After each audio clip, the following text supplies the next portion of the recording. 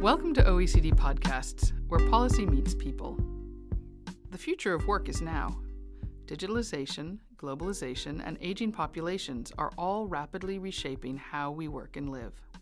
Thanks to innovations like artificial intelligence, ever more powerful computing, and robotics, routine tasks in factories and offices are increasingly being carried out by machines, while certain more complex tasks are also becoming automated.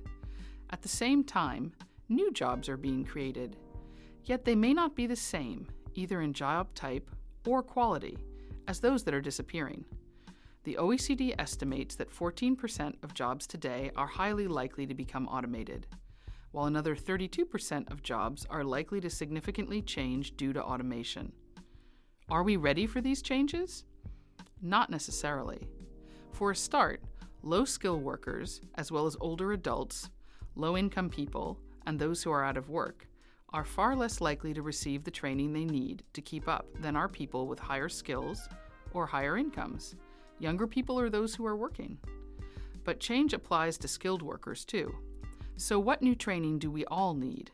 And how can we create an inclusive future of work, one that works for everyone? I'm Kate Lancaster, and you're listening to OECD Podcasts. I'm joined today by Pedro Siza Vieira, Minister of the Economy in Portugal, in order to explore some of the issues around automation, digitalization, and the future of work. Welcome, Minister Siza Vieira, and thank you for joining us. Thank you. It's a pleasure to be here. Let's start then with the big picture. What do you see as the two or three biggest future of work issues today, globally, in Portugal? Well, I think one of the questions that we are facing is precisely about the insecurity and a lot of workers around the world, and the anxiety which then can translate into societal and political problems. And I think these are the result of topics which you've mentioned in your introduction. The fact that automation and artificial intelligence may make a number of jobs redundant, that people feel uncomfortable about whether their skill set is useful in the future.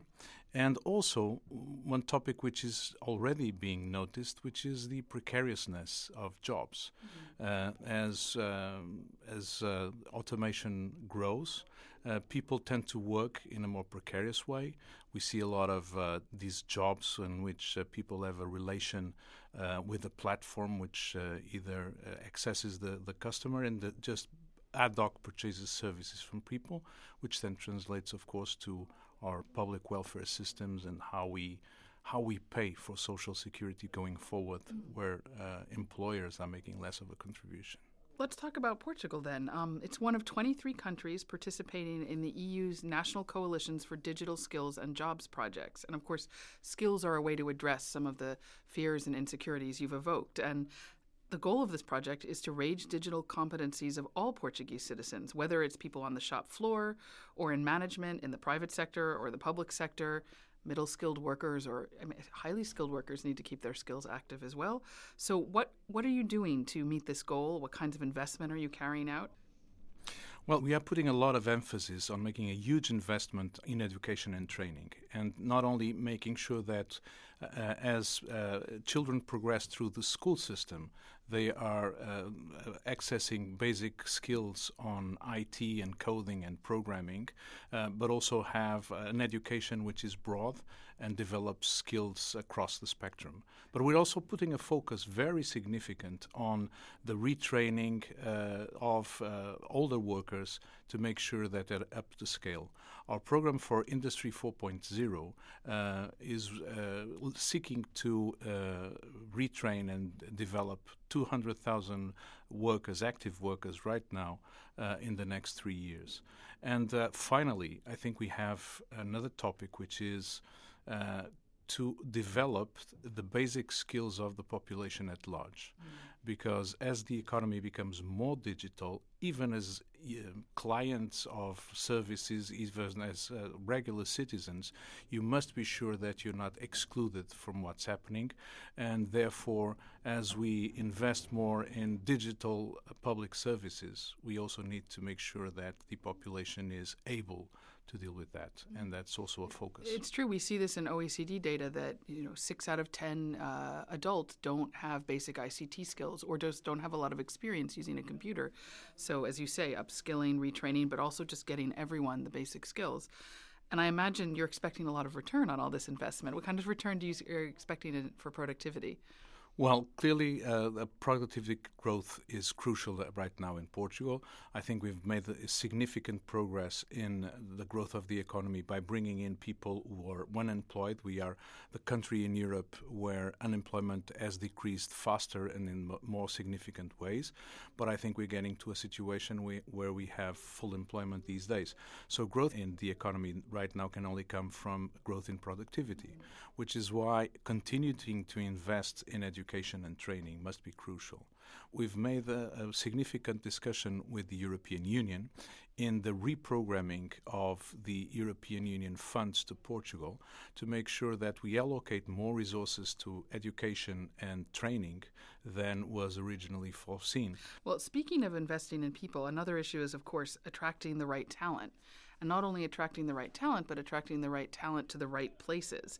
And I imagine this is a part of what you're doing as you build Portugal's digital future. So tell us a little bit about the initiatives you have in place to bring talent to Portugal or to help move talent where it's needed within Portugal. Well, one of the things we are seeing in statistics is that these past 3 years we've been very good at allocating labor to the sectors of the economy where growth is more significant and where productivity is higher.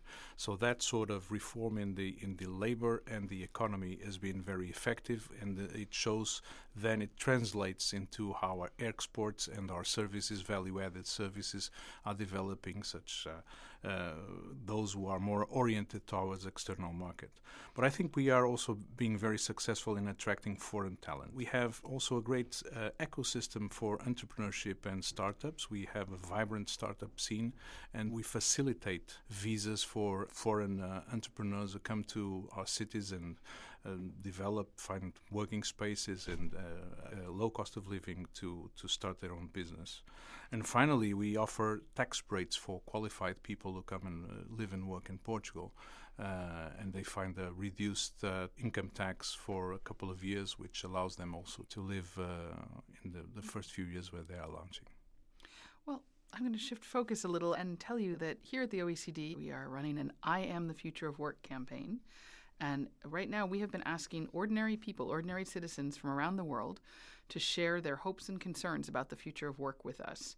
And one of the themes that has emerged has been people's concerns about having good quality jobs with fair wages, good working conditions, adequate work-life balance, a concern both now and for the future, when they think about the future of work.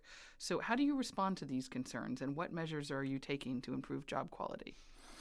I think one of the things we must be well aware in the Western world and Europe in particular is that we must make sure that the economy works for the benefit of the many. Most people in our countries live out of their work. They work to pay their rent, they work to pay the food, transport, and to educate their children. They must trust that work is and will continue to be available, that it pays a decent salary, that it values the contribution of a worker and allows them to live a life which is fulfilling. So I think that in order to show that we are governing for the many, we have to translate that into tangible policies.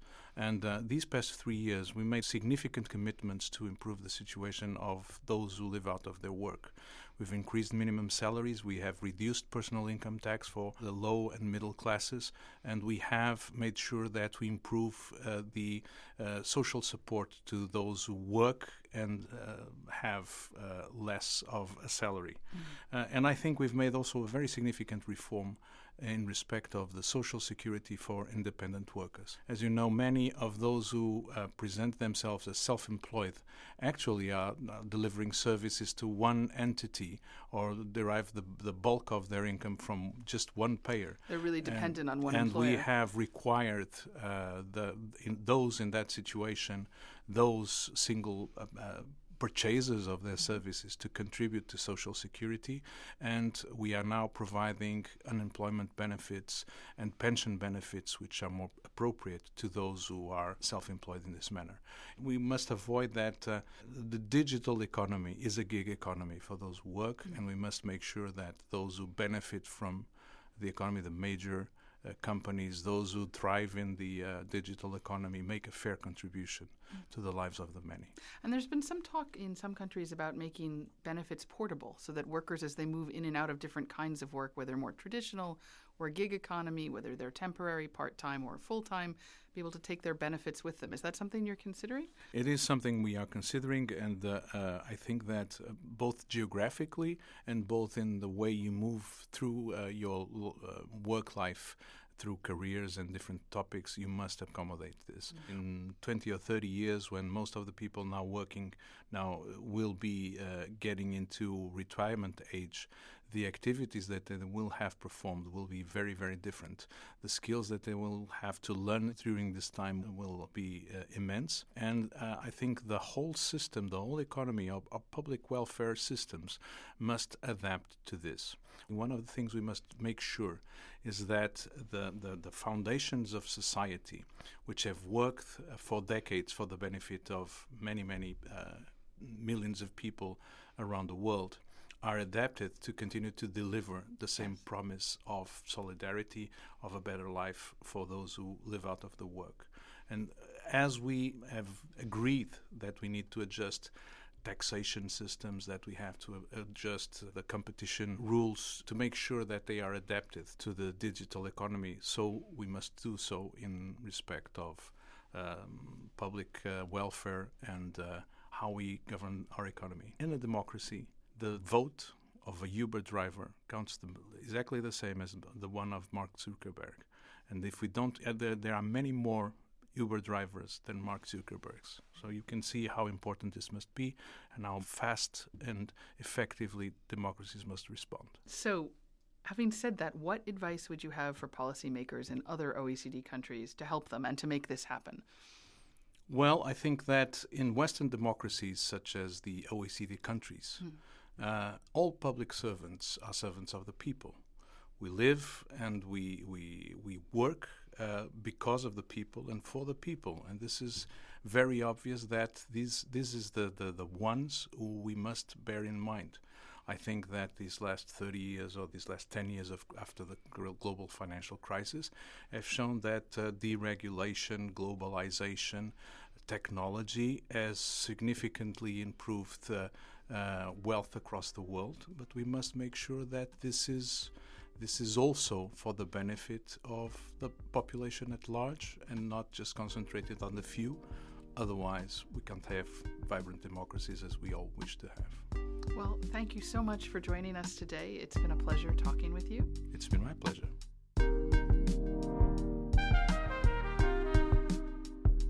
I'm Kate Lancaster. Thank you for listening to OECD Podcasts. You'll find out much more about the issues we've been discussing today at oecd.org. And to add your voice to the OECD I Am the Future of Work campaign, go to oe.cd/FOW.